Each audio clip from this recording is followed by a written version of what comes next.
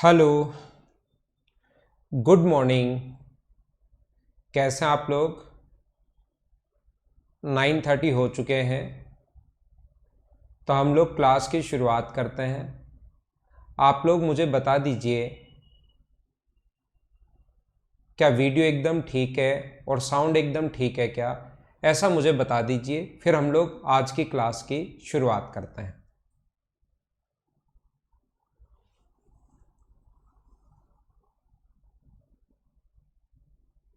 क्या एकदम ठीक है? तो क्लास की हम लोग शुरुआत करते हैं आज की क्लास के। Good morning, good morning, good morning.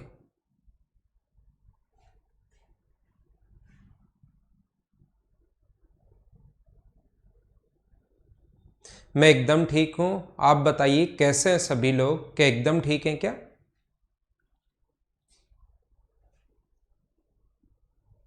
ठीक है।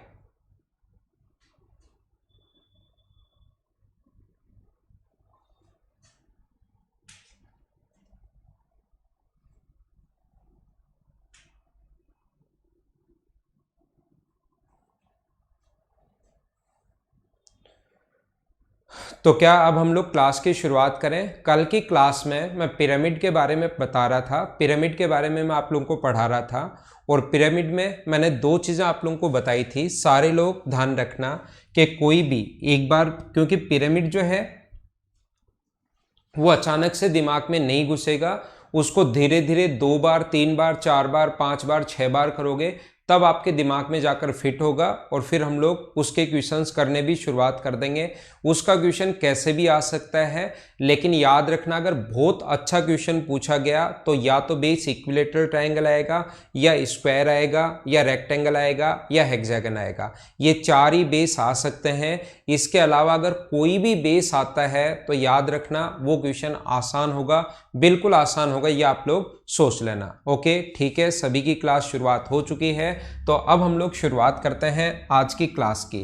कल की क्लास में मैं ये पॉइंट आप लोगों को बता चुका था और हम लोग अपना ब्लैक वाली स्क्रीन पर पढ़ते हैं। तो ये हो गई ब्लैक, ये ज़्यादा ठीक है, इस पर हम लोग पढ़ते हैं। तो आइए शुरुआत करते हैं हम लोग। कल की जो क्लास थी हमारी, क्योंकि ब्लैक स्क्रीन पर अब मैं वाइट जो पेज लूंगा आपको कुछ भी समझाने के लिए तो वो सही दिखाई देगा, नहीं तो वाइट पेज आपको ठीक से दिखाई देगा नहीं। तो यहां पर मैं क्या बता रहा था कि ये अगर एक इक्विलेटरल ट्रायंगल है ए, बी और सी, यहां से अपने पास ये पॉइंट मान लो ई है, ई से आप लोग ए को मिलाते हो, ई से आप लोग बी को मिलाते हो, और ई से आप लोग सी को अगर ज्वाइन करते हो, ई से ए को, ई से, मैं बिल्कुल ठीक हूं भाई। आपको भी हैप्पी जन्माष्टमी सभी लोगों को। ऋषिकेश अब ऐसे कमेंट मत करो अब आप लोग कि मैं कैसा हूं, ये कमेंट बाद में सुबह सुबह आकर पूछा करो, 9:30 से पहले पूछा करो ऐसे कमेंट्स। अब आप लोग आइए, हम लोग जब पढ़ाई शुरुआत कर दें तो कोई हेलो नहीं, कोई गुड मॉर्निंग नहीं, कोई कुछ नहीं, बस आप लोग पढ़ाई किया करो, ठीक है ना। तो मैं क्या बता रहा था आपको, क्या सिखाने की कोशिश कर रहा था? मैंने कहा था कि ये जो यहाँ पर अपने पास इसकी जो स्लांट हाइट है ये वाली, ये मिड पॉइंट पर जब आकर मिलती है तो स्लांट हाइट सामने वाली के साथ नहीं, अपनी साइड वाली के साथ हमेशा कितने डिग्री का कोण बनाती है? 90 डिग्री का कोण बनाती है। और ये कल मैंने बहुत अच्छे से आप लोगों को समझाया था। कल मैंने आपको बताने की कोशिश की थी कि ये साइड अगर BC है तो इसके ऊपर थोड़ी स्लांट हाइट ऐसे झुकी हुई होती है, ऐसे झुकी हुई रहती है आगे की तरफ, लेकिन इसको कितना भी झुका लो अपने साथ वाले के साथ तो ये जो कोण बनता है वो हमेशा और हमेशा जो एंगल बनता है वो कितने डिग्री बनता है? 90 डिग्री एंगल बनेगा। यहाँ पर ये जो एंगल बनेगा वो 90 डिग्री बनेगा। स्लांट हाइट ऐसे है, इसको आगे की तरफ कितना भी झुका लो साथ वाले के साथ 90 डिग्री,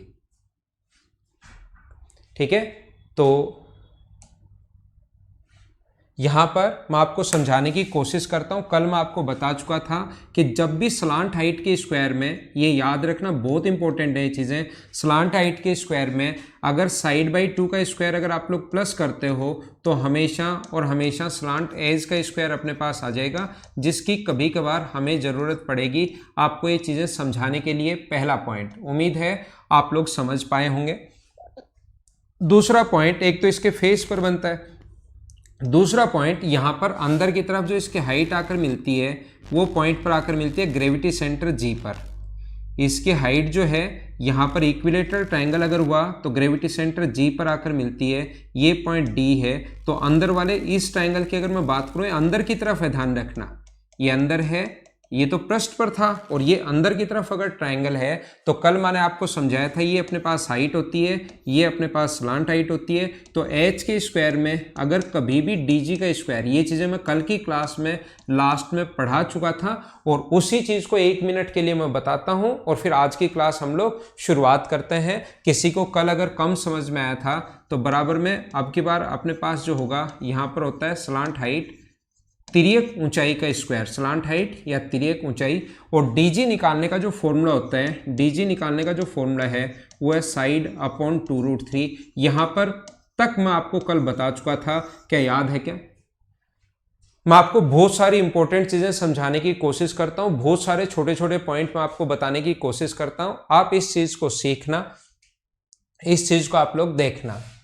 अगला मैं आपको यहां तक बता चुका था, तो अब मैं बता रहा हूं अगर बेस एक स्क्वायर आ जाए तो, अगर बेस जो है वो अगर एक स्क्वायर हो, अपने पास एक वर्ग आ जाए, ऐसे अपने पास बेस एक स्क्वायर हो, तो इसकी हाइट जो आकर मिलती है, जहां पर दोनों डायगोनल्स होंगे वहां पर आकर मिलेगी इसकी हाइट। अगर यहाँ पर ऐसा हो, एक बार मैं समझाता हूँ कि डायग्राम कैसे बनेगा। ये ए बी सी और डी है, तो यहाँ पर हम लोग क्या करते हैं, ये मान लो कोई भी पॉइंट है यहाँ पर, इस प्रकार से ये इसकी हाइट है, एच मान लो, ये पॉइंट ई मान लो, ये पॉइंट ओ मान लो। ई से ए को हम लोग मिला दें, ई से बी को अगर हम लोग मिला दें, ई से डी को मिला दें और ई से अगर सी को ज्वाइन कर दें, तो ये अपने पास एक ऐसा पिरामिड बन जाएगा जिसका बेस जो है वो एक स्क्वायर होगा। याद रखना, ये आपको 3D में ऐसा, मतलब बोर्ड पर तो ये ऐसे ही बनेगा, रियल में अगर आप लोग अपने दिमाग में सोचना चाहते हो तो ये वैल्यूज, ये जो है अपने पास ऐसा बनेगा, ये ऐसा है स्क्वायर ए बी सी और डी, ये एक स्क्वायर है जैसे आपका रूम है ऐसा, इसके दोनों डायगोनल्स अपने पास यहाँ पर मिल रहे हैं, ये वाला पॉइंट अपने पास O है और यहाँ से यहाँ पर अगर मिला दिया जाए, यहाँ पर हाइट है, ये पॉइंट E है, E से A को, E से D को, E से C को और E से B को ज्वाइन कर दिया जाए तो ये होती है इसकी स्लांट एज।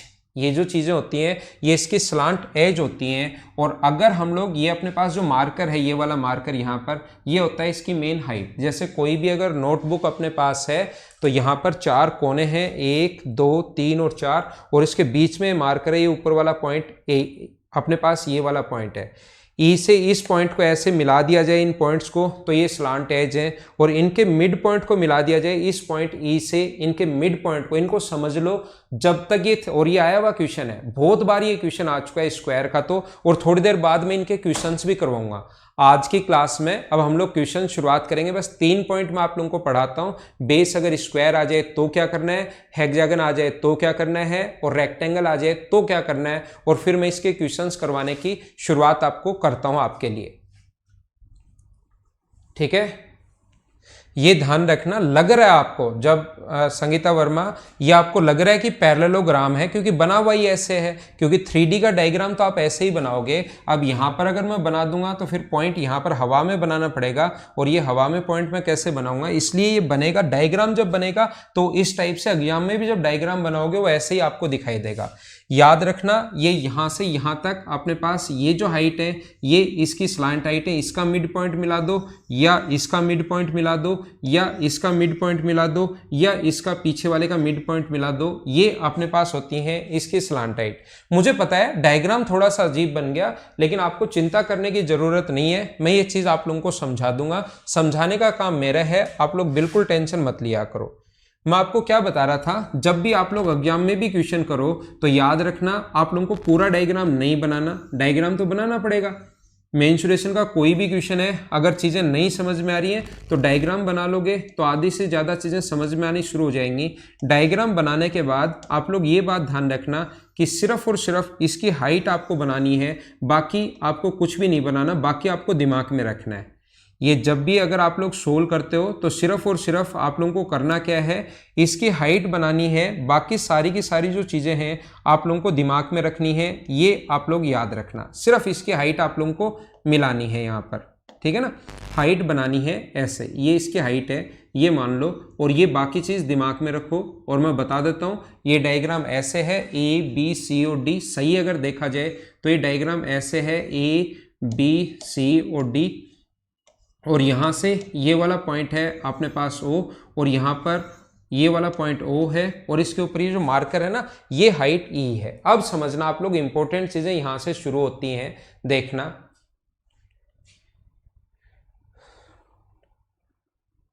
देखिए मैं आपको ये बता रहा था कि यहां से ध्यान रखना कि ई से ए को, ई से बी को, ई से सी को और ई से डी को मिला दिया जाए तो इसकी स्लांट हाइट होती है, स्लांट एज होती है सॉरी, और इसके मिड पॉइंट ये साइड अगर ए है तो यहाँ से यहाँ तक की जो दूरी होगी वो अपने पास होगी a/2। तो ये इसकी यहाँ से यहाँ तक की जो दूरी होती है वो उसकी स्लांट हाइट होती है, याद रखना। और ये कौन होगा अपने पास 90 डिग्री, और ये h है, तो याद रखना h के स्क्वायर में अगर आप लोग इसकी साइड बाई 2 का स्क्वायर अगर ऐड करते हो तो अपने पास हमेशा और हमेशा किसका स्क्वायर आ जाता है, स्लांट हाइट का स्क्वायर आ जाता है, तिर्यक ऊंचाई का स्क्वायर आएगा। ये बात आप लोग ध्यान रखना, इस चीज़ को आप लोग याद रखना। वो आप लोग चाहे इधर मिला लो, ये भी अपने पास a/2 ही होगा, ये दूरी a/2 होगी साइड अगर इक्वल है तो। और यहाँ से यहाँ पर अगर हम लोग ज्वाइन करते हैं इस चीज़ को तो ये वाली अपने पास दोनों होती हैं स्लांट हाइट, ये अपने पास।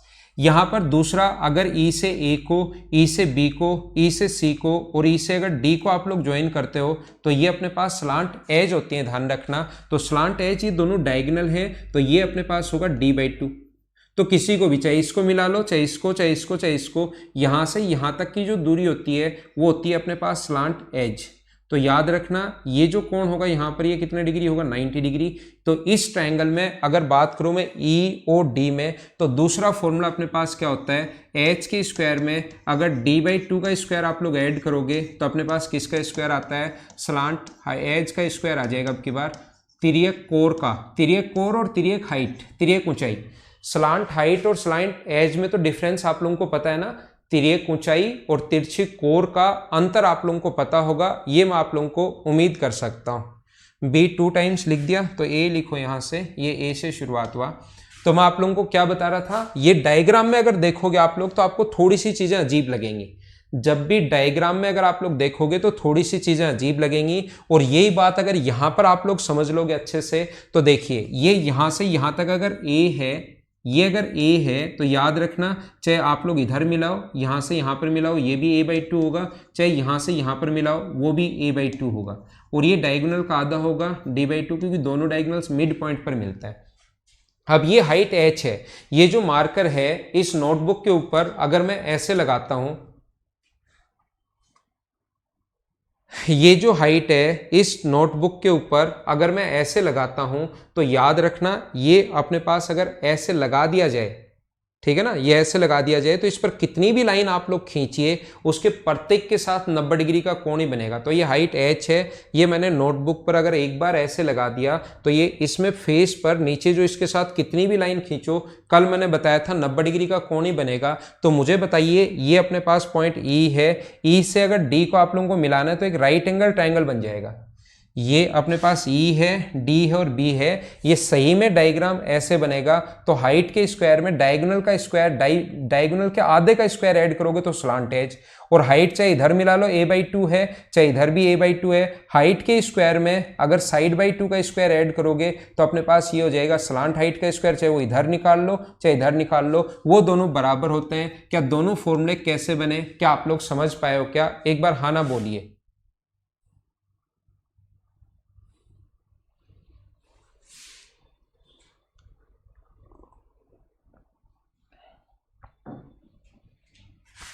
हाँ ना बोलो, एकदम ठीक है क्या। आगे हम लोग चलते हैं, हाँ ना बोलते रहा करो बीच बीच में, ठीक है। आइए हम लोग शुरुआत करते हैं, समझ में आ जाता है ना, तो हाँ ना आप लोग बोलते रहा करो ताकि मुझे पता लगता रहे।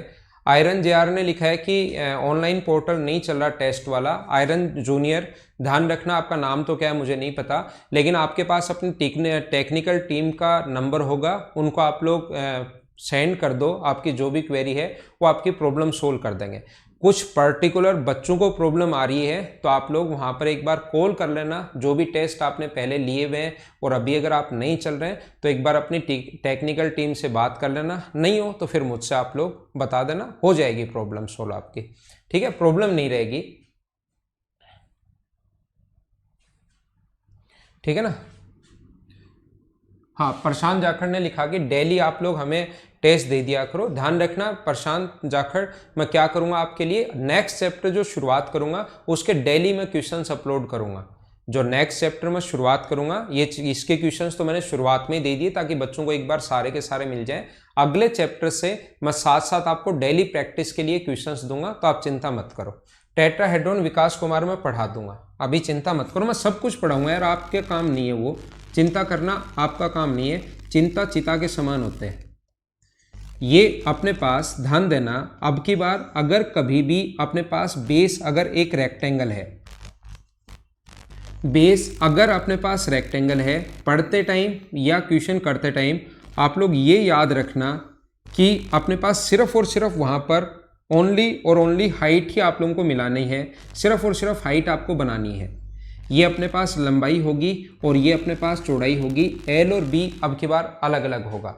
अगर मैं आपको सही समझाना चाहूँ, रियल में अगर दिखाना चाहूँ कि डायग्राम कैसे बनेगा, तो अपना जो डायग्राम बनेगा वो इस टाइप से बनेगा। ये अपने पास रेक्टेंगल है, 3D में जो डायग्राम बनेगा ए बी सी और डी, इसको समझ लो, बातें मत करो आप लोग। तो यहाँ से अपने पास ऐसा है, यहाँ से ये पॉइंट O है और इसके ऊपर ये मार्कर ऊपर वाला जो पॉइंट है ये पॉइंट E है। ये ऐसे अपने पास टेट्राहेड्रॉन E से ये पॉइंट E है, E से अगर हम लोग A को D को C को और B को मिला दिया जाए तो ये स्लांट एज है, और यहाँ पर मिड पॉइंट या यहाँ पर मिड पॉइंट। तो ध्यान रखना अब की बार ये अलग अलग होगा, ये L होगा और ये अपने पास B होगा, तो ये तो दूरी जो होगी वो L/2 होगी और ये जो दूरी होगी वो आप लोग याद रखना B/2 होगी। ये वाली जो दूरी है वो अपने पास L/2 होगी और ये वाली जो दूरी है वो अपने पास B/2 होगी। ये बात अब की बार आप लोग ध्यान रखना, इस चीज को आप लोग याद रखना, इधर वाली L/2 इधर वाली B/2। तो मैं यहाँ पर 3D में जब डायग्राम बनाऊंगा ये वाला, तो ये अपने पास ऐसा बनेगा, यहाँ से यहाँ तक की जो दूरी है वो तो अपने पास L/2 है, तो याद रखना ये अपने पास अगर H है तो ये वाली जो स्लांट हाइट है अपने पास, इसको अगर मैं फर्स्ट मान लूँ तो H ये कोण 90 डिग्री बनेगा। यहाँ पर हाइट के साथ ये जो कोण बनेगा वो कितने डिग्री बनेगा, 90 डिग्री। घनश्याम भगत हिंदी तो बोल रहा हूँ भाई, मैं 2-4 नाम बोलता हूँ इंग्लिश में, बाकी तो पूरी हिंदी ही है, ठीक है ना। ये स्लांट एज और स्लांट हाइट दो ही नाम लिख रहा हूं मैं, स्लांट एज और स्लांट हाइट, बस दो नाम याद कर लो। इतना तो आपको भी फिर पैसेज इंग्लिश भी करनी है, पैसेज भी पढ़ना है, थोड़ा सा तो आप लोग भी ध्यान दो, थोड़ा मैं ध्यान देता हूं, ठीक है, दोनों तरफ से ही करता है। तो ये अगर एच के स्क्वायर में अगर हम लोग L/2 का स्क्वायर अगर आप लोग ऐड करोगे, इसका वर्ग अगर ऐड करोगे, लंबाई का आधा, ये अपने पास लंबाई है और ये अपने पास चौड़ाई है, तो लंबाई का आधा L/2 लेंथ का हाफ अगर ऐड करोगे तो ये स्लांट हाइट होगी अपने पास, तिर्यक ऊंचाई होगी। ये एक नाम आपको याद करना है सिर्फ, ये लो, हाँ ना बोलिए, ठीक है क्या। ये अपने पास घनश्याम हिंदी मीडियम से हो इसीलिए तो मैं हिंदी बोल रहा हूँ। ये स्लांट हाइट तिर्यक कोण, पहले मैं नाम 3-4 बार बता देता हूँ, फिर आप लोग थोड़ा सा इसको, आप लोग भी ये टर्म्स हैं वो इंग्लिश में याद कर लिया करो, क्योंकि कभी कभार क्वेश्चन हिंदी में अगर गलत आएगा तो इंग्लिश में आपको पढ़ना ही पड़ेगा। तो थोड़ा बहुत तो ये अपने पास प्रत्येक चीज में अगर लिखूंगा, वापस से एक बार मैं बता देता हूँ, ये होती है तिर्यक ऊंचाई।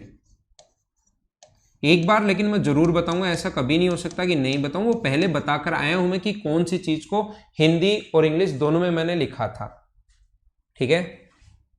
मुझे आप लोग ये बताइए, यहां से यहां तक की जो दूरी होगी ये स्लांट हाइट फर्स्ट मान लो, ये जो अपने पास है स्लांट हाइट फर्स्ट मान लीजिए, और ये जो अपने पास होगा यहां से यहां तक ये अपने पास B/2 होगा, याद रखना।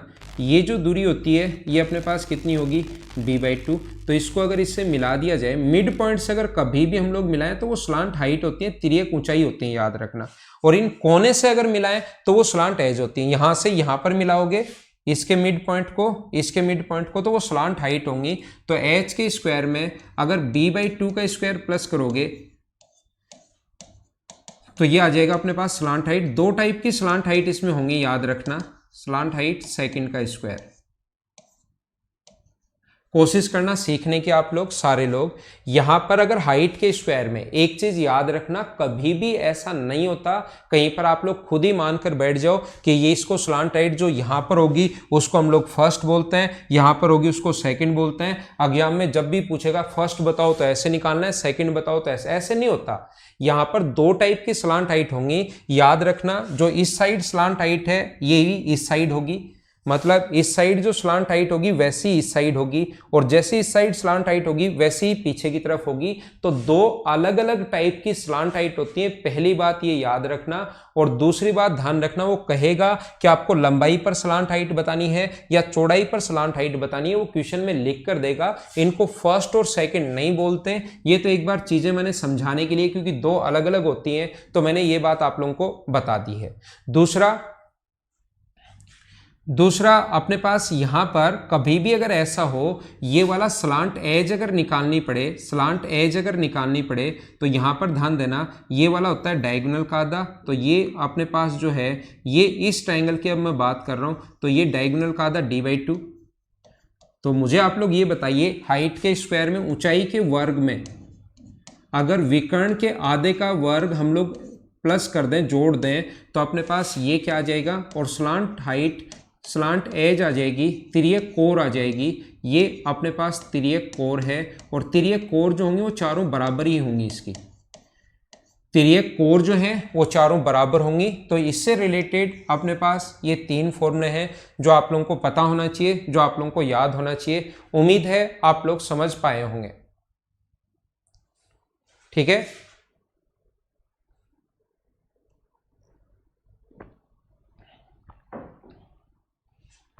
हाँ ना बोलिए, एकदम ठीक है क्या?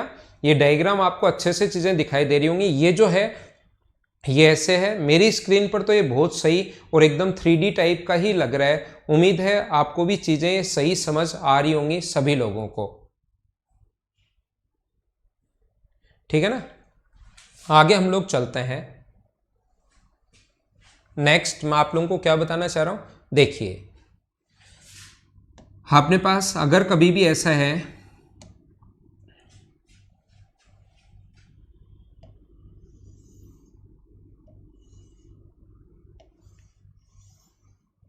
ये मान लो अपने पास 10 है और ये मान लो अपने पास 8 है, और ये इसकी हाइट जो है वो अपने पास 5 है। इसकी जो हाइट है वो अपने पास गिवन जो है वो हाइट मान लो अपने पास दी हुई है, इसकी हाइट जो है वो 3 दी हुई है। ये O है, हाइट दी हुई है 3।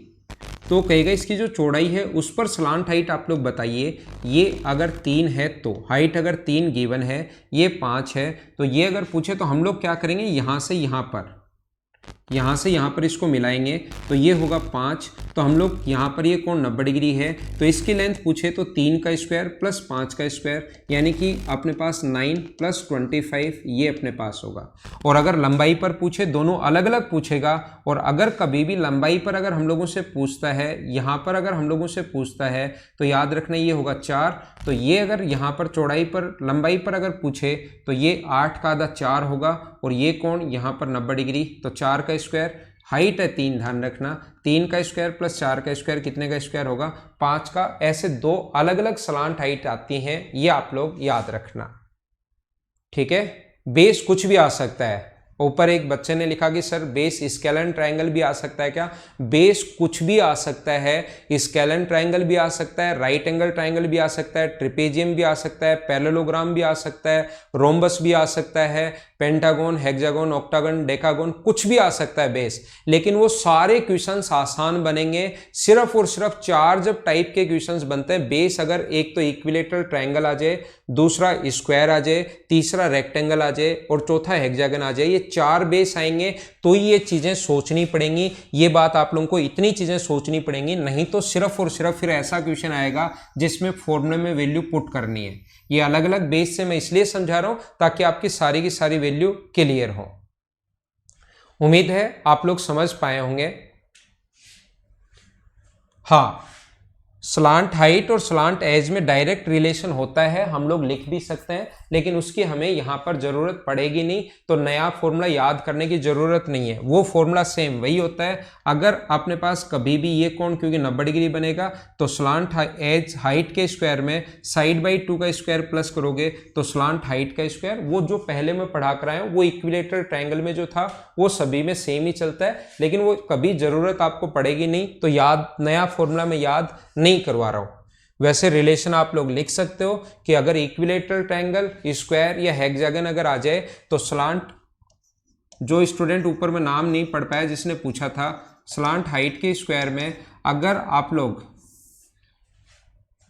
स्लांट हाइट के स्क्वायर में याद रखना, ये जो तिर्यक ऊंचाई है भाई, ये हिंदी मीडियम वाले स्टूडेंट, ये तिर्यक ऊंचाई है, उसमें साइड बाई 2 का स्क्वायर अगर कभी भी आप लोग जोड़ते हो तो अपने पास किसका स्क्वायर आता है, स्लांट एज का स्क्वायर आ जाता है।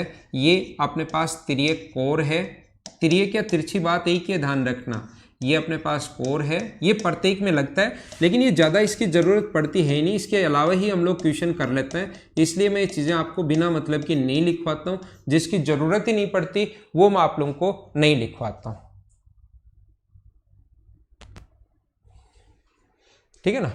अगला मान लीजिए अपने पास कोई भी हेक्सागन है, याद रखना किसी भी इक्विलेटरल ट्रायंगल की हाइट का जो फॉर्मूला होता है ये आपको पता होगा, साइड अगर ए है तो इक्विलेटरल ट्रायंगल की हाइट का जो फॉर्मूला होता है वो अपने पास होगा √3/2 इंटू साइड। इक्विलेटरल ट्रायंगल की साइड का जो हाइट का जो फॉर्मूला होता है वो √3/2 इंटू साइड, ये बात आप लोगों को पता होगी सभी लोगों को। तो अगर एक हेक्सागन अपने पास है,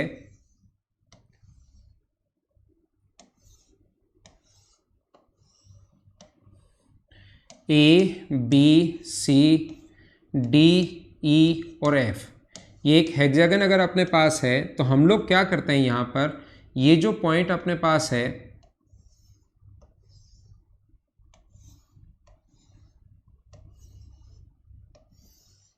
ये वाला पॉइंट अपने पास ओ है, ये लो, तो मैं आपको पूरा ई पॉइंट यहाँ पर ऐसे है, ई पॉइंट नहीं ओ, कोई भी पॉइंट मान लो पी पॉइंट है, पी से ए को, पी से एफ को, ई को, डी को, सी को और बी को मिला दिया जाए तो वो स्लांट एज है, और अगर इनके मिड पॉइंट को मिला दिया जाए तो वो स्लांट हाइट है। इसकी साइड अगर ए हो, ये इसकी हाइट है मान लो एच, ये बनेगी ऐसे ही, वैसे ये हवा में ध्यान रखना ऐसे आगे की तरफ 3D सोचना, ये आगे की तरफ है एच, और डायग्राम इनके जब भी बनाओ सिर्फ इतना ही डायग्राम बनाना, फिर स्लांट एज चाहिए तो स्लांट, क्योंकि एग्जाम में कोई भी एक चाहिएगा, दोनों एक साथ नहीं चाहिए। अगर आपको लगता है कि इसका हमें स्लांट एज बनानी है सर, तिर्यक कोर चाहिए, तो डायग्राम इतना बनाने के बाद आप लोग इसको यहां पर ज्वाइन कर दो, ये लो, ये कोण अपने पास 90 डिग्री है, कहीं पर भी आप लोग ज्वाइन करोगे तो 90 डिग्री, तो हम लोग लिख सकते हैं एच का स्क्वायर प्लस साइड का स्क्वायर, ये एक इक्विलेटरल ट्रायंगल बन जाएंगे सारे के सारे, आपको पता होगा 6 इसमें इक्विलेटरल ट्रायंगल बनता है। तो ये कोण यहाँ पर है, याद रखना ये ऐसे मिला हुआ है, लग तो ऐसे रहा है लेकिन ये ऐसे अपने पास मिला हुआ है यहाँ से, तो क्या हमारे पास ये एच के स्क्वायर में अगर साइड का स्क्वायर प्लस करोगे तो क्या अपने पास, पहले स्लांट एज में लिख रहा हूँ अब की बार, क्या स्लांट एज का स्क्वायर आ जाएगा क्या, तिर्यक कोर, ये तिरछी कोर, क्या कम से कम इसमें तो डिफरेंस आपको समझ में आया क्या, मुझे एक बार बताइए।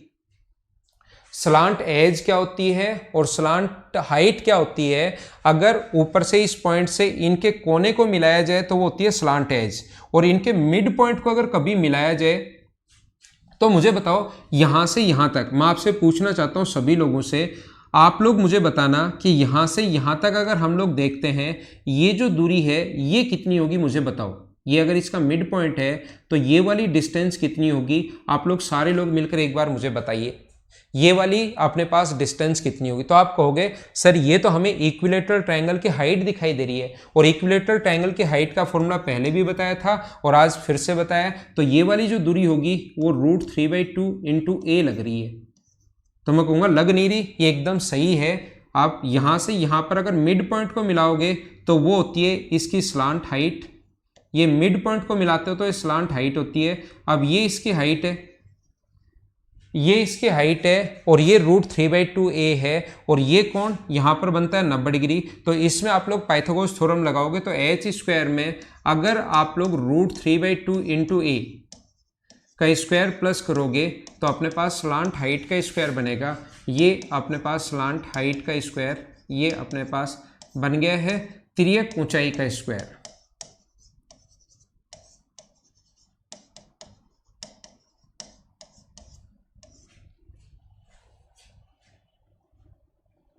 बिल्कुल ठीक है। हाँ ना बोलिए, क्या सारे लोग, मैंने क्या समझा दिया सही टाइप से, सही तरीके से सभी लोग समझ पाए हो क्या? अगर हमारे पास एच स्क्वायर प्लस ए स्क्वायर बराबर स्लांट एच का स्क्वायर, एच के स्क्वायर में साइड हैं, ये सभी साइड हैं, कहीं भी यहाँ से यहाँ मिलाओगे तो एच है, और ये अपने पास ए है, ये अपने पास एच और ए, तो पाइथागोरस थ्योरम से एच स्क्वायर प्लस ए स्क्वायर बराबर स्लांट एच का स्क्वायर। और ये जो है यहाँ से यहाँ तक जो है वो उस इक्विलेटरल ट्रायंगल की हाइट है। ये जो है अपने पास उस इक्विलेटरल ट्रायंगल की हाइट है, तो मिड पॉइंट को मिलाएंगे एच स्क्वायर में, ये अपने पास √3/2 ए का स्क्वायर ऐड करोगे, समझ में आ गया। अब एक बात आप लोग ध्यान रखना, मान लो अपने पास कभी भी ऐसा है, ये अपने एसएससी के सिलेबस में ये वाला पॉइंट नहीं है, घनश्याम भगत, साइड का हिंदी, साइड का हिंदी होता है भुजा, साइड का हिंदी होता है भाई भुजा।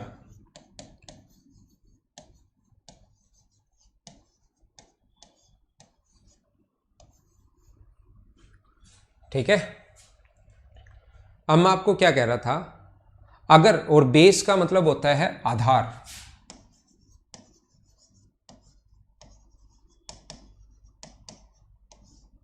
इक्विलेटरल का मतलब होता है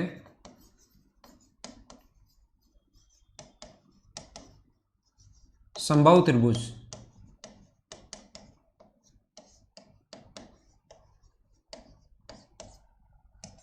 अगर कभी भी ऐसा हो, इधर ध्यान देना,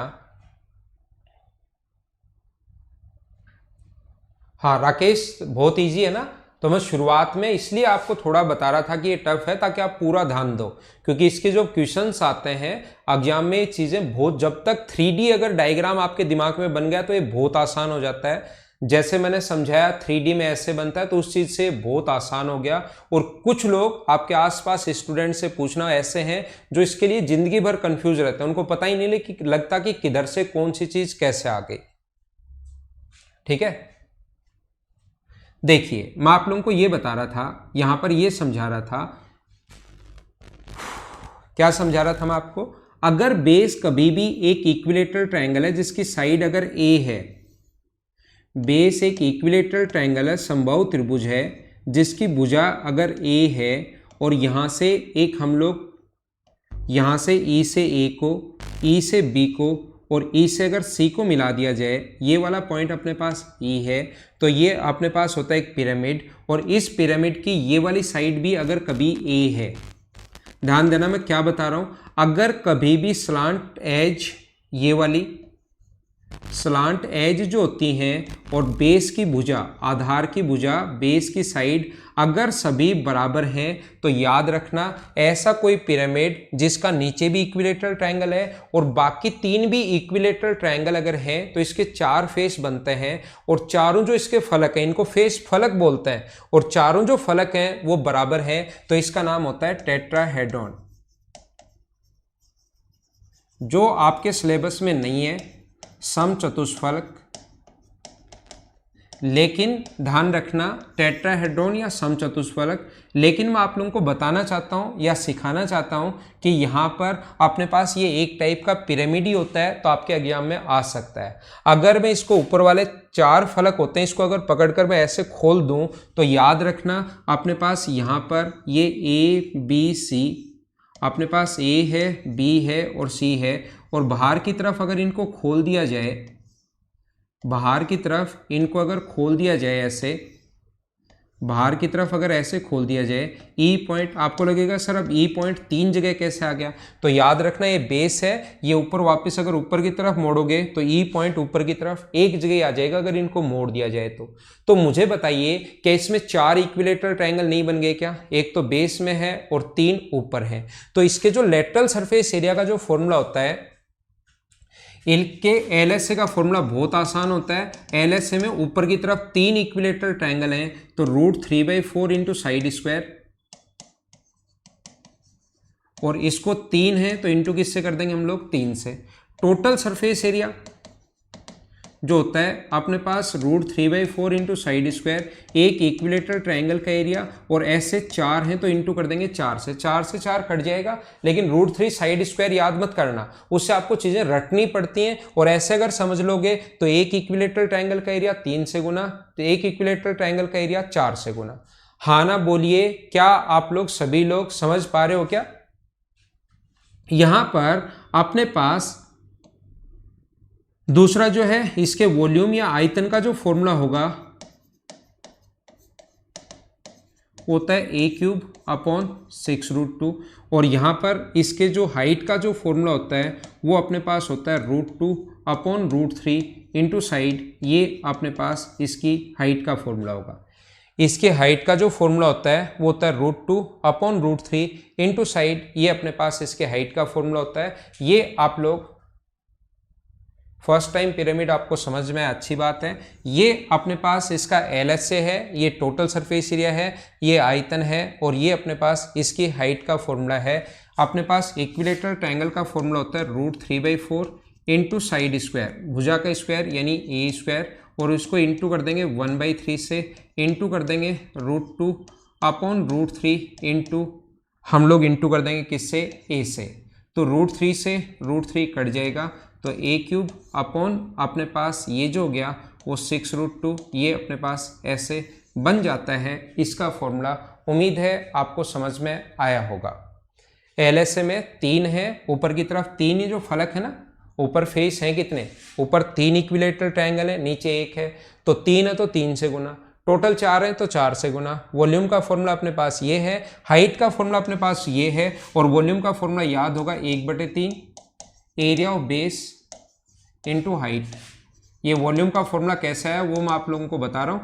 एरिया ऑफ बेस है इक्विलेटरल ट्रायंगल, ये रहा, √3/4 into side square, into height से गुना करोगे √2/√3 इंटू साइड से।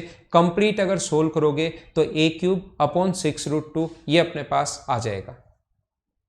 वॉल्यूम अब तो आ गया क्या लोकेश भाई, लोकेश मीना, जुगल बिजारनिया, अब क्या वॉल्यूम का फॉर्मूला कैसा है समझ में आया क्या?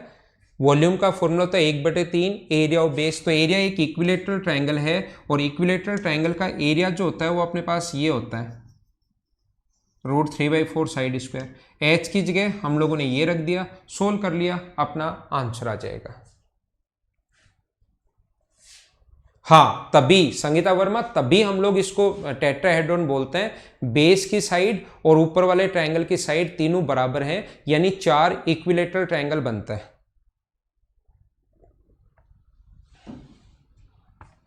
टेट्राहेड्रॉन के 4 फॉर्मूले हैं, आपके सिलेबस में नहीं है, फिर भी मैंने आप लोगों को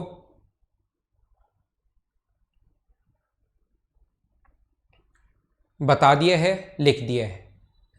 क्या ठीक है क्या?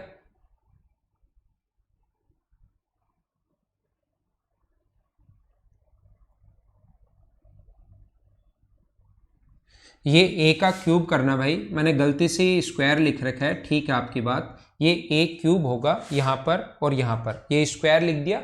वॉल्यूम में क्यूब होता है, स्क्वायर नहीं होता, साइड का क्यूब अपॉन 6√2, ठीक है। हाइट तो आप लोग निकालो, अब हाइट निकालने का तरीके मैंने बहुत सारे आपको बता चुके हैं। ये वही तो है पिरामिड, अगर आपको बेस की साइड पता हो और अगर स्लांट एज भी पता हो तो हाइट कैसे निकालोगे वो आप करो, थोड़ा काम तो आप भी करो, अपने आप ही आ जाएगी। मैंने आपको पिरामिड इतने अच्छे से पढ़ा दिया है, स्लांट एज भी दी हुई है, बेस की साइड भी दी हुई है, तो उसकी हाइट कैसे निकालोगे ये चीज आप लोग फॉर्मूला लगाओ, घबराओ मत, आपसे हो जाएगा अगर आप लोग चाहोगे तो। हाइट समझ में आया क्या कैसे? आप मैं तो बता दूंगा 1 मिनट में, मुझे टाइम नहीं लगेगा, लेकिन आप लोग अगर कोशिश करोगे तो आपसे भी ये चीजें हो जाएंगी। ऐसा कुछ नहीं है कि नहीं कर पाओगे, क्योंकि ये भी ए है, ये भी ए है। तो सबसे पहले हमें पता है कि ये भी ए है, ये अपने पास a/2 होगा यहाँ से यहाँ तक। तो सबसे पहले आप लोग स्लांट एज निकाल सकते, स्लांट हाइट निकाल सकते हो, इसके स्क्वायर में से इसका स्क्वायर माइनस करोगे। और dg निकालने का फॉर्मूला हमें पता है कि साइड अपॉन 2√3 होता है, साइड अपॉन 2√3 होता है। या अपने पास इधर से भी आप लोग कर सकते हो, जिसका दिमाग थोड़ा बहुत चलता है, तो ये a है, इधर वाला साइड अपॉन 2√3 होगा, तो यहाँ तक की दूरी साइड अपॉन √3 होगी। तो इसके स्क्वायर में से इसका स्क्वायर माइनस करोगे तो अपने पास यहाँ से इसकी हाइट आ जाएगी, ये वाली दूरी अपने पास आ जाएगी। कोशिश करोगे हो जाएगा। ठीक है, क्यूब को कट करने पर पिरामिड बनता है, वो पॉइंट क्वेश्चन में आएगा। तो अब मैं आपको क्वेश्चन सोल्व करवाता हूं, मैं आपसे क्वेश्चन सोल्व करवा देता हूं अब। ठीक है ना, कुछ क्वेश्चंस मैं अपलोड करता हूं, 1 मिनट आप लोग वेट करो और उसके बाद क्वेश्चंस की हम लोग शुरुआत करते हैं। और काफ़ी सारे क्वेश्चंस मैं करवा देता हूँ। थ्योरी अपनी कंप्लीट हो गई है, कोई छोटा मोटा पॉइंट अगर बचा हुआ है, जैसे अगर एक तो जैसे ट्रिपेजियम कोई बचा हुआ है, साइक्लिक क्वाड्रिलेटरल, उसके फॉर्मूले कभी भी मैं बीच में लिखवा दूंगा। अभी मैं थोड़ी देर आप लोगों को क्वेश्चन करवाता हूं आज की क्लास में। तो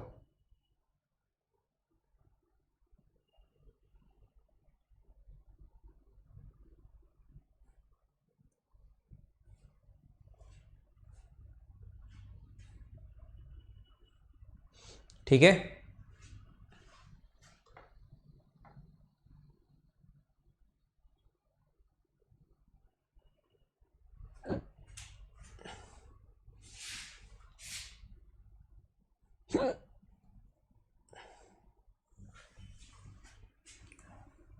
अब इसको पूरा वाइट ही कर लेते हैं।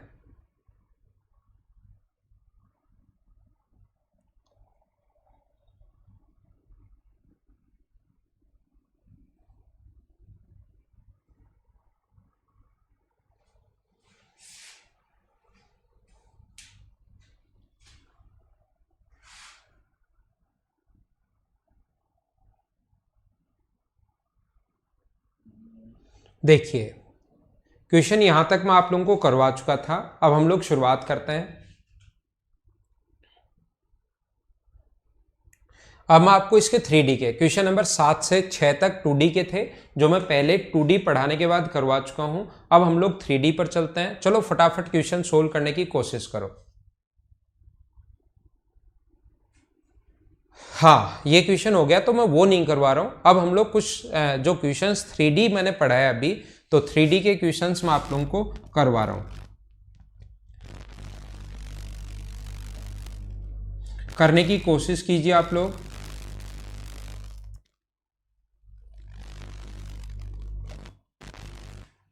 एक प्रिज्म का आधार वर्ग है जिसकी भुजा अपने पास 8 है। प्रिज्म दिया हुआ है, ध्यान रखना, ऊंचाई 80 है। आधार के समांतर 9 कटाव से 10 भागों में काटा गया। 10 भागों का कुल मिलाकर पृष्ठीय क्षेत्रफल क्या होगा, टोटल सरफेस एरिया क्या होगा, ये हम लोगों से पूछा। अगर 10 भाग में हम लोग काट दें तो याद रखना, अपने पास कोई भी अगर प्रिज्म है जिसका बेस एक स्क्वायर अगर है, तो अगर बेस एक स्क्वायर है जिसकी साइड हम लोगों को दी हुई है कितनी, 8, और ऊंचाई दी हुई है हम लोगों को 80। मुझे आप लोग ये बताइए, ये अपने पास दिया हुआ 8 और ऊंचाई दी हुई है 80, तो अगर इसको हम लोग काटते हैं बीच से, तो जैसे ही आप लोग एक कट इस पर लगाओगे, ऐसे जैसे ही आप लोग अगर एक कट भी लगाते हो, और उसको अगर एक कट लगाते ही थोड़ा सा अगर मैं इसको सही दिखाना चाहूँ, सही डायग्राम बनाना चाहूँ, तो ये बात पता होगी कि जैसे ही आप लोग एक कट इसमें लगाते हो, ठीक है ना, एक कट लगाते ही यहाँ से आप लोगों को ये बात पता होगी कि जैसे ही आप लोग एक कट लगाओगे तो ये 2 भाग अपने पास बन जाएंगे, एक ऊपर वाला और एक नीचे वाला। ये तो मैंने थोड़ा ऊपर उठाया है, ऐसा मत सोचना कि सर बीच से भी तो कट जाएगा, हाइट भी कम होगी। हाइट बिल्कुल कम नहीं होगी। जैसे ही कट लगाओगे तो बीच में अपने पास 2 स्क्वायर बन जाएंगे। तो जिसका जो पहले टोटल सरफेस एरिया है, टोटल सरफेस एरिया जो इसका है पहले से, उसमें हम लोग जो इसका कुल पृष्ठीय क्षेत्रफल है, टोटल सरफेस एरिया, उसके अंदर हम लोग कितने कट लगाए, 9। तो एक बार में 2 बढ़ते हैं, तो 2 बार में कितने बढ़ जाएंगे, 18। तो 18 इंटू साइड स्क्वायर 64, और टोटल सरफेस एरिया आप लोग निकाल सकते हो। इसको सोल्व कर लेना, अपना आंसर आ जाएगा। उम्मीद है आप लोग समझ पाए होंगे। इसको मैं मिटाता हूं, ध्यान देना, फिर से समझाता हूं। ये यहाँ पर अपने पास ऐसा है, याद रखना, जैसे ही आप लोग यहाँ पर, मैं क्या करता हूँ, इस क्वेश्चन को सोल्व करने के लिए और आपको समझाने के लिए मैं ये करता हूँ ताकि कैलकुलेशन थोड़ी सी अपनी आसान हो जाए इसकी। अपने पास यहाँ पर इसका मुझे ये बताइए, ये अपने पास 8 है और ये अपने पास 80 है, तो सबसे पहले इसका लेटरल सरफेस एरिया निकाल लो। तो लेटरल सरफेस एरिया होगा आधार का परिमाप गुना ऊंचाई, और आधार का परिमाप है 32 और ऊंचाई है अपने पास 80। आधार का परिमाप गुना ऊंचाई, आप लोग ध्यान रखना जैसे ही एक कट लगाओगे तो 2 स्क्वायर का एरिया बढ़ेगा, तो 9 कट अगर लगाओगे तो 18 स्क्वायर का एरिया तो वो बढ़ गया, और 2 अपने पास पहले से हैं, एक तो ये ऊपर वाला है और एक अपने पास नीचे वाला है। 2 स्क्वायर अपने पास पहले से हैं और एक कट लगाते ही 2 का बढ़ता है, तो 9 कट से अपने पास 18 बढ़ेगा और 2 पहले से हैं, तो टोटल कितना हो गया 20, और 20 का इंटू करेंगे हम लोग किससे, 20 का इंटू कर देंगे 64 से। तो 0, 8 गुना 2 16, 24 और 1 25, और ये अपने पास 1280 हो गया। 37 और 40 3840 ये अपने पास आंसर है। उम्मीद है आप लोग समझ पाए होंगे।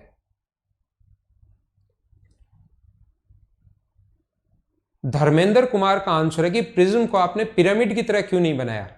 वाह, क्या क्वेश्चन है धर्मेंद्र, बहुत बढ़िया क्वेश्चन, बहुत शानदार क्वेश्चन, ये आप लोग ध्यान रखना। प्रिज्म को आपने पिरामिड की तरह क्यों नहीं बनाया, ये बहुत अच्छा क्वेश्चन है आपका भाई। हाँ ना बोलिए, क्या बाकी लोग समझ पाए हो क्या इसको हम लोगों ने कैसे कर लिया।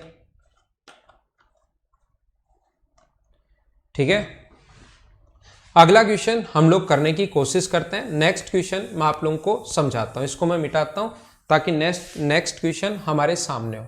इधर ध्यान देना सारे लोग, सभी लोग, अगर कभी भी कितनी मतलब ऐसे अपने पास सिलेंडर के ऊपर रस्सी हम लोग लपेटते हैं,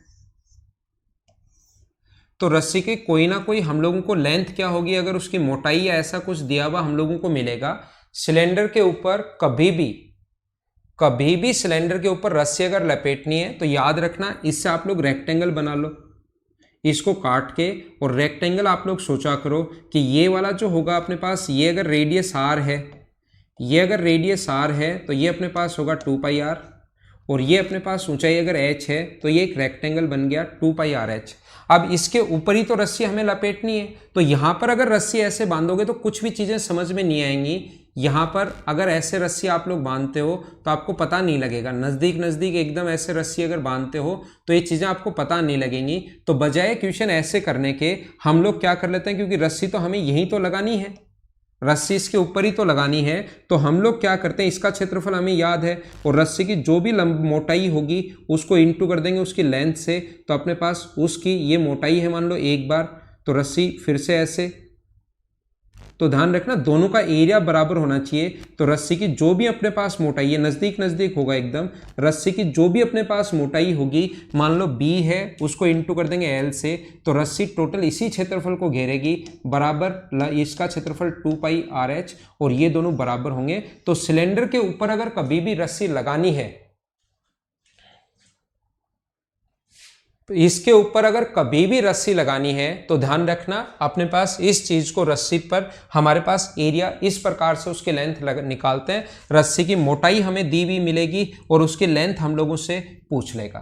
किसी भी भाग में अगर फैलाना है आपको, मान लो आपको ऐसा है कि अपने पास एक क्षेत्रफल है, रेक्टेंगल है, जिसका ये दिया हुआ है 20 दिया हुआ है, ये दिया हुआ है 10, वो बोलता है इस पर 1 मीटर चौड़ा कोई भी, इस पर 1 मीटर चौड़ी कोई भी ईंटें रखनी है, मान लो 1 मीटर चौड़ी कितनी ईंटें रखी जा सकती हैं, तो उसकी लंबाई क्या होगी, उन ईंटों की टोटल लंबाई क्या होगी, या कोई भी अपने पास मान लो रस्सी है उसकी मोटाई दे देगा। तो अपने पास इसकी ये मोटाई अगर 1 है तो अपने पास यहां तक कितना होगा, इसकी लंबाई 20, ऊपर वाला 1 है तो लंबाई फिर से 20। तो मुझे बताओ ये अपने पास 10 बार आएगा क्या, एक एक का 10 बार आएगा, एक बार में लंबाई 20 है, तो टोटल रस्सी की लंबाई कितनी होगी 200। तो हम लोग क्या करते हैं, इसका क्षेत्रफल निकाल लेते हैं 20 गुना 10, और रस्सी की मोटाई तो अपने पास 1 है और लंबाई हम लोगों से पूछी है, तो L बराबर कितना होगा 200। ये कॉन्सेप्ट काम में लेते हैं, एक बच्चे ने ऊपर क्वेश्चन पूछा इसलिए मैंने ये बात आप लोगों को समझाई, ठीक है ना।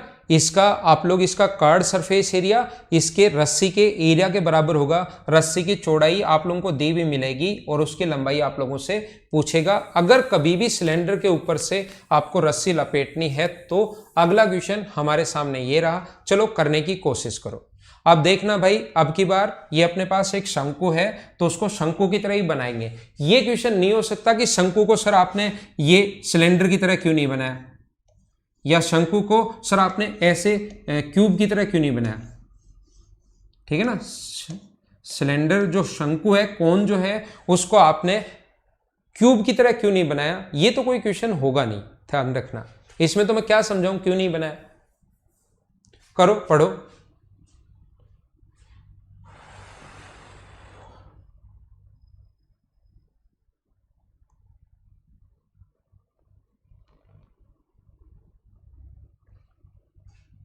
Dharmendra please clear. सर वही कौन सी चीज क्लियर करूं भाई, बताओ वापस। किसी भी सिलेंडर का जो कार्ड सरफेस एरिया होता है उसका एरिया, कोई भी उस पर अगर हम लोग रस्सी अगर बांधते हैं दोनों का एरिया बराबर होगा। एरिया वाले कॉन्सेप्ट से उस क्वेश्चन को हम लोग कर लेते हैं, क्योंकि रस्सी की लेंथ मिलती है। जिस बच्चे ने क्वेश्चन पूछा है वो कहीं से पढ़कर आ गया, तो उसको मैंने समझाया है कि वो क्वेश्चन ऐसे ही पूछता है कि उसकी चौड़ाई दी हुई मिलती है, लेंथ और ब्रेथ दोनों दी हुई मिलती है, तो अपने पास दोनों में से एक चीज गायब कर देगा, मतलब या तो लेंथ या ब्रेथ, एक चीज गायब करके दूसरी चीज पूछेगा। तो इसका जो कर्ड सरफेस एरिया होता है उसी पर तो रस्सी हमें लपेटनी है, तो रस्सी का एरिया और उसका कर्ड सरफेस एरिया दोनों बराबर होगा। आप लोग ध्यान देना, अपने पास यहां पर मध्य भाग का पृष्ठीय क्षेत्रफल क्या होगा। सारे लोग थोड़ा सा ध्यान से, अच्छा क्वेश्चन है, समझने की कोशिश करना। ये अपने पास कभी भी अगर ऐसा है, अब ये कोन जो है भाई कोन की तरह ही बनाना पड़ेगा। ये अपने पास ऐसा है, इसके बाद हम लोग क्या करते हैं, यहां से इसको काट दिया और यहां से इसको काट दिया, तीन बराबर बराबर भागों में नहीं काटा। ऊंचाई 120 है, अपने पास 1:2:3 ऊपर से नीचे की ओर। इंग्लिश मीडियम वाले क्वेश्चन भी पढ़ लिया करो, from top to bottom in the ratio of 1:2:3। इसके अपने पास रेडियस दी हुई है 90। याद रखना जो रेडियस का रेशियो होता है वही अपने पास हाइट का रेशियो होगा। ये अपने पास 90 है। अगर इसने हम लोगों को हाइट को 1:2:3 के रेशियो में बांटा है, तो जब भी पैरेलल काटोगे तो दोनों के दोनों ट्रायंगल सिमिलर हो जाते हैं। और जो अपने पास रेशियो जो होता है, जो रेशियो अपने पास हाइट का होता है वही अपने पास बेस का रेशियो होता है। ध्यान रखना, रेडियस का रेशियो होता है। ध्यान से सुनना, ध्यान देना, कोशिश करना इसको समझने की। तो यहां पर हाइट का रेशियो अगर 1:2:3 है, मतलब इसकी हाइट 1 है यहां से यहां तक, तो नीचे वाला अगर अपने पास 2 है, ये वाला अगर 2 है तो टोटल हो गया 3, और ये नीचे वाला अगर 3 है तो टोटल कितना हो गया 6। ये अपने पास 2 है, ये अपने पास 3 है, 1:2:3। तो यहां तक अगर 1 है तो टोटल हो गया 2, और ये 2 हो गया तो टोटल ये 3 है तो टोटल हो गया 6। 90 की वैल्यू अपने पास हाइट का रेशियो अगर 1, 3 और 6 है, तो याद रखना रेडियस का रेशियो भी कितना होगा 1, 3 और 6 ही होना है। कोण पर हम लोग काम करते हैं, 1, 2, 3 में मत बांट लेना, कोण पर हम लोग काम करते हैं। तो 90 की वैल्यू अगर अपने पास 6 है, ध्यान देना, 90 की वैल्यू अगर अपने पास 6 है तो क्या आप लोग मुझे बताइए 3 की वैल्यू कितनी होगी, क्या आप लोग निकाल लोगे क्या। 3 की वैल्यू होगी 45, और ये अपने पास 1 की वैल्यू क्या होगी, ये 6 का मान है तो 3 का मान जस्ट आधा हो जाएगा, और 1 की वैल्यू जो है वो कितनी हो जाएगी 15। टोटल हाइट 120 थी, 6 का मान अगर 120 है, 6 का मान अगर 120 है तो मुझे बताइए 1 का मान क्या 20 होगा क्या, और 1 का मान अगर 20 है तो मुझे बताओ 3 की जो वैल्यू है वो क्या अपने पास 3 की जो वैल्यू है वो क्या 60 होगी क्या। यहां तक टोटल 60 है, ऊपर वाला अगर 20 है तो बीच वाला या 2 का मान क्या 40 ही बचा क्या। 6 का मान 120 तो 1 का मान 20 है तो 2 का मान 40 होगा, और इतना पूछे तो 3 का मान 60 होगा। या इतना 60 है, इससे ऊपर 20 है तो बीच वाला 40 बच गया। ये कैसे आया मुझे बताओ, 15, 40 और 45 कैसे आया। एक बार ये 15, 45 और 40 कैसे आया, ये बात आप लोग समझ पाए हो क्या, मुझे बताओ, फिर हम लोग आगे शुरुआत करेंगे।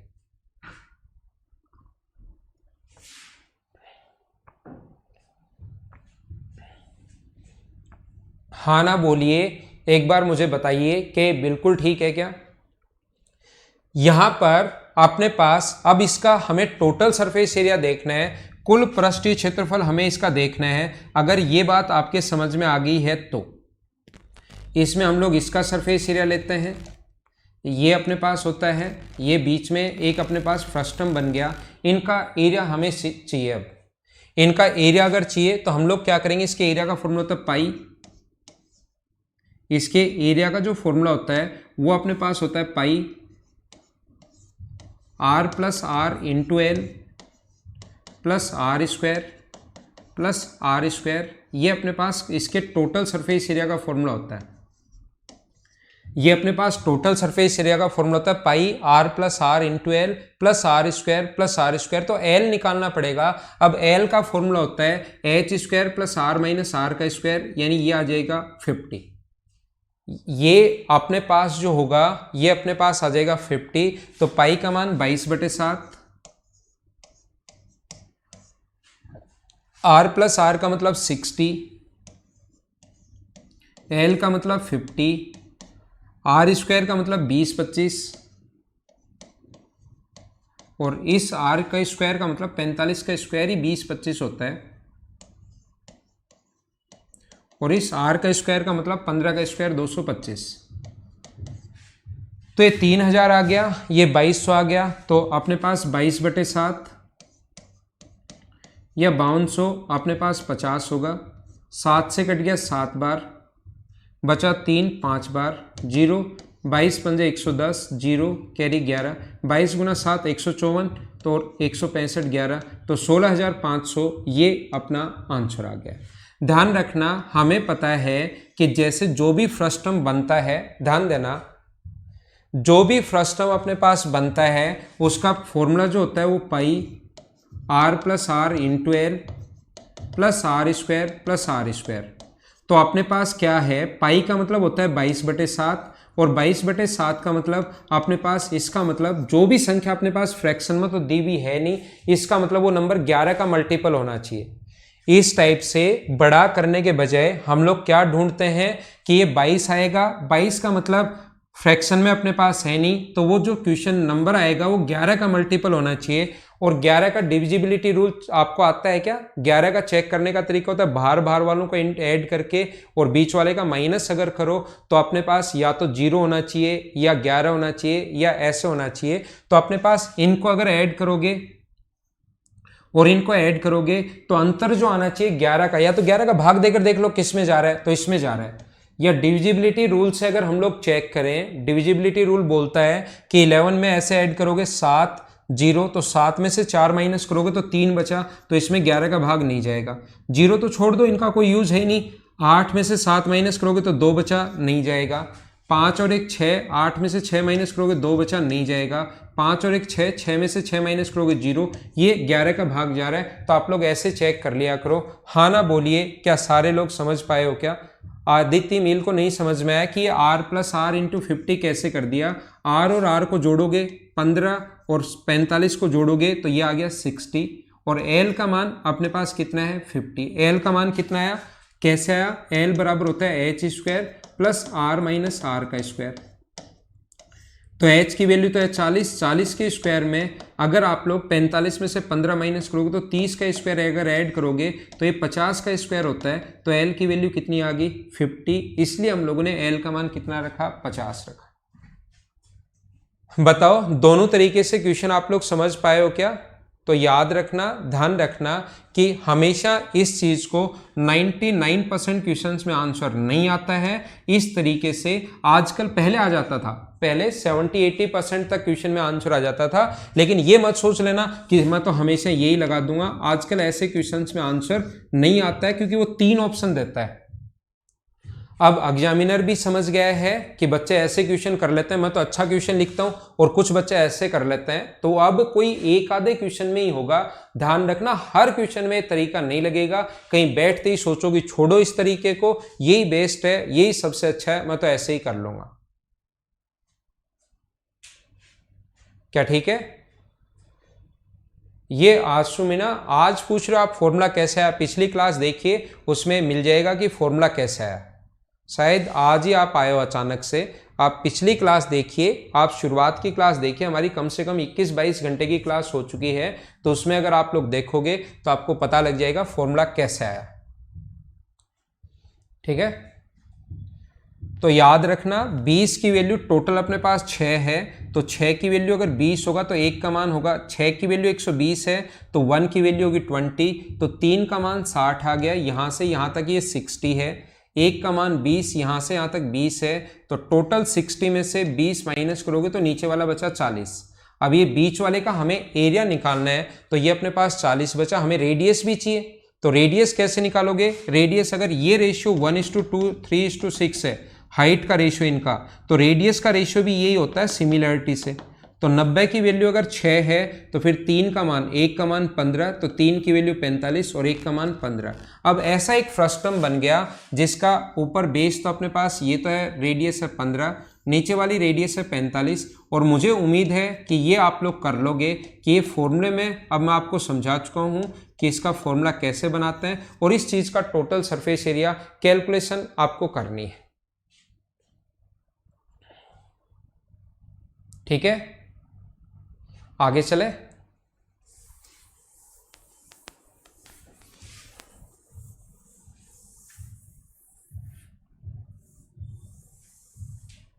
यहां पर इसीलिए मैं बार बार बोलता हूं कि आप लोग क्वेश्चन को कभी कभार, जो क्वेश्चन आएगा ये लैंग्वेज मैंने नहीं लिखी है, 2017 मेंस का पेपर है, मैंने खुद ने क्वेश्चंस नहीं बनाए, वहां से मैंने टिपा है और उस क्वेश्चन को यहां पर मैंने टिका दिया है टिप कर।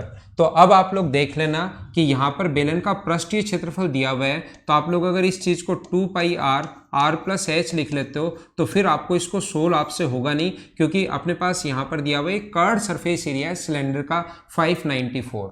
तो मैं यही समझाना चाह रहा हूं कि कभी कभार क्वेश्चन जब मैंने खुद ने नहीं लिखा है, वहां पर ऐसा ही आया था, वहीं से टिप कर मैंने लिखा है, तो कभी कभार अगर ऐसे आए तो आप लोग पढ़ लिया करो कि एक कर्व्ड सरफेस एरिया है, और कर्व्ड सरफेस एरिया का जो फॉर्मूला होता है वो होता है 2πrh, और वॉल्यूम का फॉर्मूला होता है πr²h बराबर ये दिया हुआ है 594, और ये अपने पास दिया हुआ है कितना 1336.5। तो देखो पाई से अपने पास पाई कट गया, एक रेडियस से रेडियस कट गया, एच से एच कट गया, तो ये बचा 2/r बराबर 594/1336.5।